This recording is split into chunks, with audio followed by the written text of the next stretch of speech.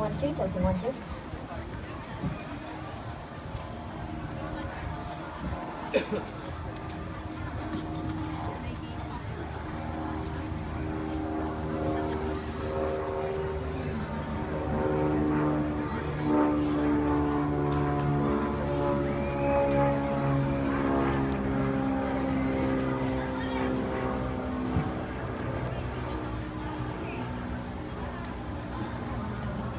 Hello, we are team number 2. 0, 6, 8,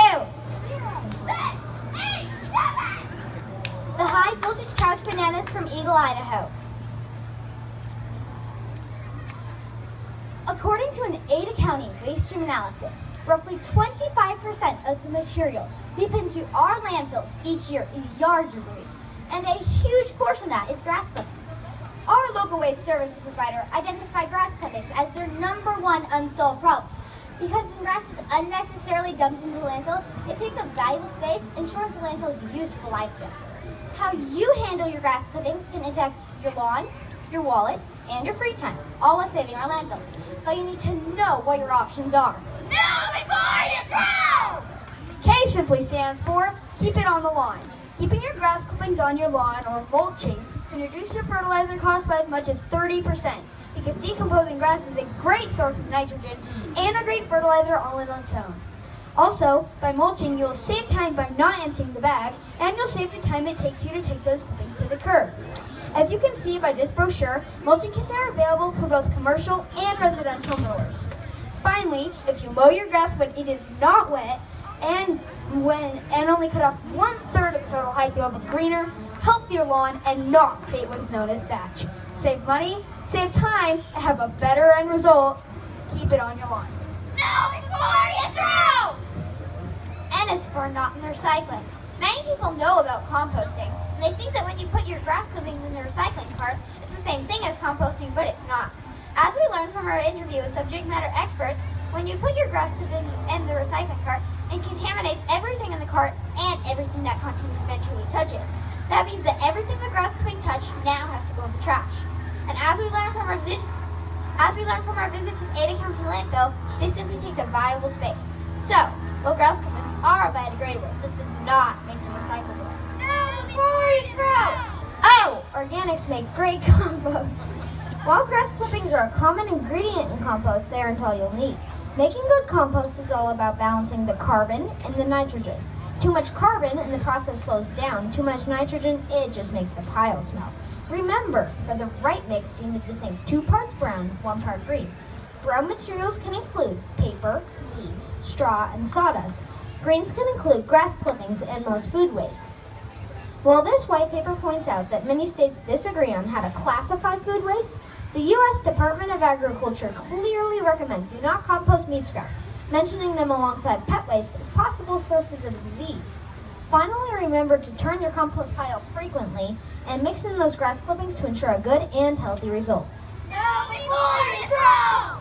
W simply stands for what does your local provider offer? Do they offer curbside pickup and a separate waste stream? The public is currently testing out a differently colored wheeled cart just for grass clippings. Do they accept clippings to the transfer station for a fee?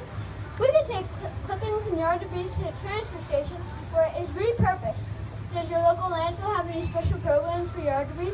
As your website shows, our landfill accepts clippings, leaves in compostable bags, and trailer loads of yard debris in separately purchasing areas and charges by weight.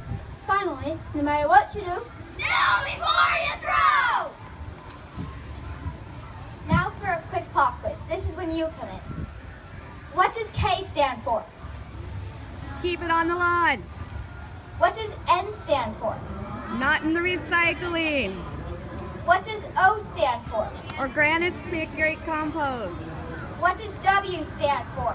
What does your local provider offer? And last but not least, what is the single phrase you've repeated continuously, hoping it will permanently imprint on your cerebral cortex? Know before you throw. Good job.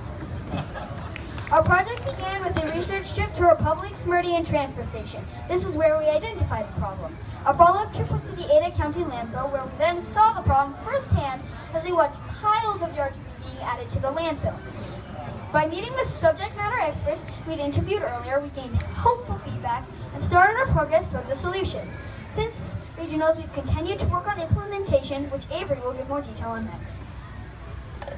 Our first implementation step was to create a website to hold the 60-second PSA that our team produced. The website holds our KNOW acronym and more detailed information, as well as resource links for consumers. Next, we created a KNOW cart decal using the graphics from our website. The decal costs around 7 cents each, ordered in quantities of 10,000. We received this partnership request letter from Republic Services shortly before our regional competition. In it, they expressed interest in finding the funds to produce our decal, with asked us to present Know Before You Throw and our PSA, with Idaho Stampede Professional Basketball and Idaho Steelheads Professional Hockey Game, as part of their sponsorship of both of these teams. And finally, we have also sent in our PSA to our local ABC affiliate. It will be airing any day now, and we are very excited. Have a good day, everybody, and I remind you to go bananas. If you'd like to view our website, you can go to know, the letter B, for the letter U, throw.com. Thank you.